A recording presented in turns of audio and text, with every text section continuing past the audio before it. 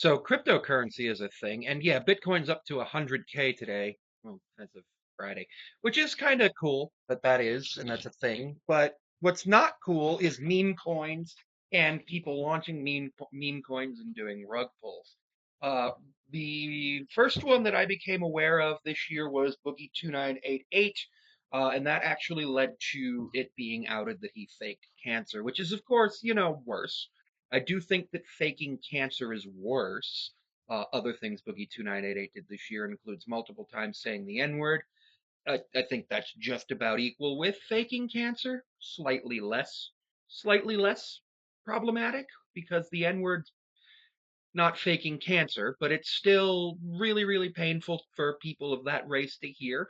But it's not my place to say, so I put it basically equal. Everybody's been affected by cancer. Not everybody's been affected by negatively by racism.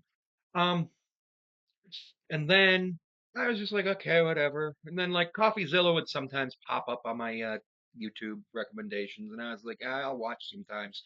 And then it got kind of interesting with him trying to talking about Mr. Beast. I don't fully understand that situation. And then Josh Block and Mr. Beast did one, and that's funny because they were trying to do a rug pull and they got rug pulled. So they're trying to pump the coin back up so they can rug pull again. And of course, since they already got rug pulled, it's not going to happen. And apparently they lost 70 grand, which is a lot of money. But then Haley Welch, the girl known for Hawk Tuah, ended up doing a crypto scam about a week ago. So yeah, not a week ago, about 3 or 4 days ago. And I just don't understand why. And then like announcing on her space, yeah, I'm going to bed. What? Like you're being confronted about running a scam. You don't get to just go to bed. Like this is one of those things where you're being confronted about running a scam. It's very important that you know talk about it. And like honestly, based on my understanding, it sounds like she got scammed. It sounds like she was had hey, we'll give you 100 grand to promote this thing, and she didn't understand it.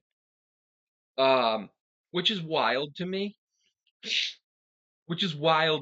because like one thing I understand is that like insider trading, pump and dumps, and all those things are illegal with stocks. I don't really invest in stocks right now because I don't have the opportunity to. I have like $50 in Darden in my Cash App. I have like $50 in Darden because I used to work there and like I had stock and it always paid a dividend, even if it's like 20 cents a share, it's still something. And so like I do that and it usually goes up. Sometimes it goes down, but I just hold. And I'm probably gonna, over the course of time, buy more of it. But I'm not gonna go and say, go buy Darden, and then sell all of my Darden stock. I'll, if I want to sell the stock, I will later. I'm not going to announce.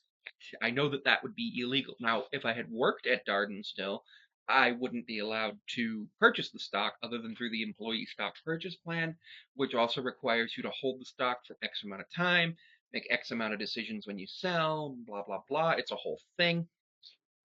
Uh, it is a whole thing.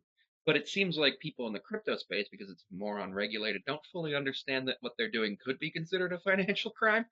And if it is considered, and the reason I say that it would be great if it were considered a financial crime is because, like, it kind of should be.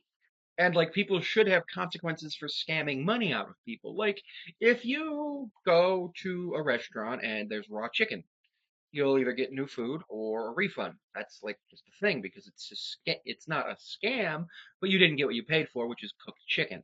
If you buy a product and it's not right, you have the right to return it. Now, yeah, it gets complicated with like video games that are open and stuff like that, which I don't like, but yes, you have the right to return digital purchases for X amount of time as long as you've not used it for Y amount of time. It's a whole thing.